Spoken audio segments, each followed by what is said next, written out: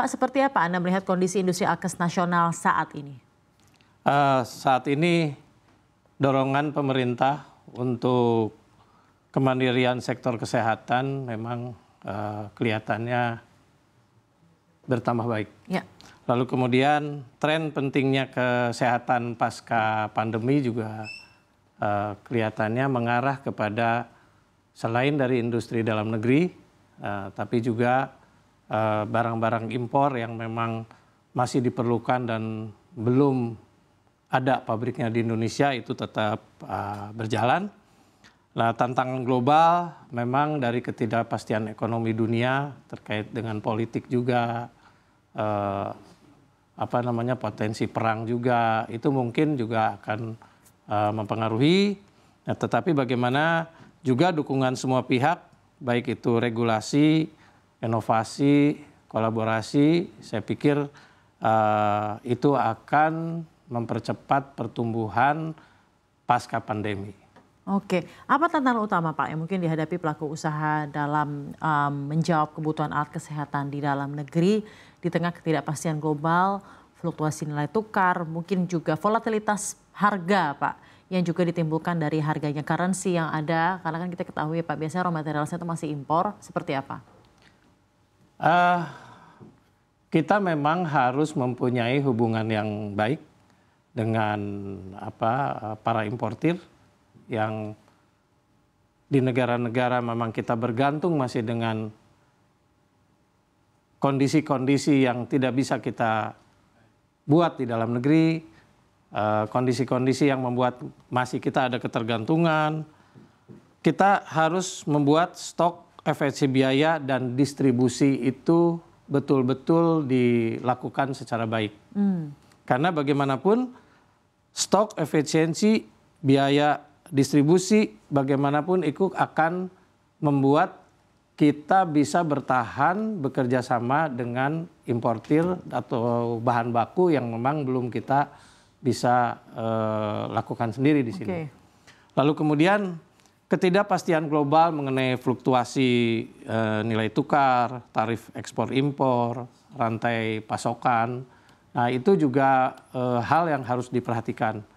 Karena bagaimanapun rantai pasokan sampai ke daerah pelosok di Indonesia ini itu berpengaruh kepada bagaimana kita bisa perfect dalam pendistribusian dari alat-alat kesehatan ini sendiri. Baik, tapi bagaimana strategi dari perusahaan Anda sendiri tetap kompetitif di tengah dominasi produk impor yang secara quality juga baik begitu ya Pak, dan harganya juga mungkin bersaing. Di satu sisi juga ada keterbatasan bahan baku lokal dan juga raw materials yang masih bergantung begitu banyak ke barang impor. Kita harus memperkuat kemitraan dengan prinsip global. Baik. Karena trust itu penting. Kalau misalnya kita bisa memperkuat trust dengan kemitraan dari luar negeri, ya tentu saja kita tidak akan ada masalah dengan bahan baku. Nah, itu strateginya harus di situ supaya kita lebih kompetitif dan juga kita meningkatkan kapasitas produksi sehingga pembelian bahan baku dari luar negeri tetap lancar. Karena kalau beripet gitu tahun ini beli, tahun depannya enggak, itu kan juga. Jadi memang baik kontrak ya Pak untuk pembelian-pembelian. Iya, betul. Juga investasi pada digitalisasi distribusi untuk efisiensi logistik juga itu diperlukan. Saya kira demikian. Oke, baik.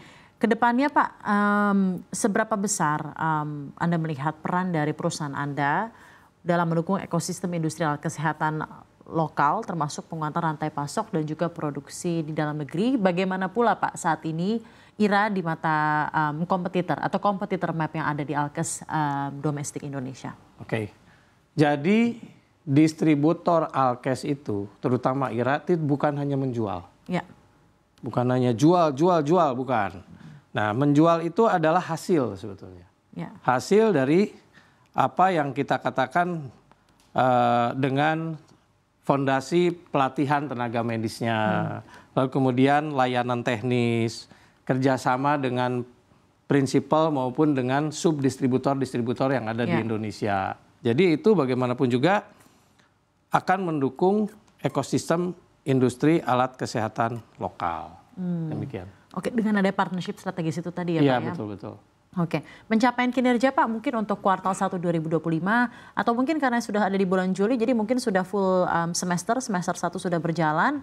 Seperti apa kira-kira evaluasi dari Anda dan seperti apa target tahunan perusahaan ini, apakah sudah sejalan dengan apa yang terjadi di semester 1 atau kuartal 1 2025? Di Q1 ini masih sesuai target, pendapatan stabil, margin terjaga.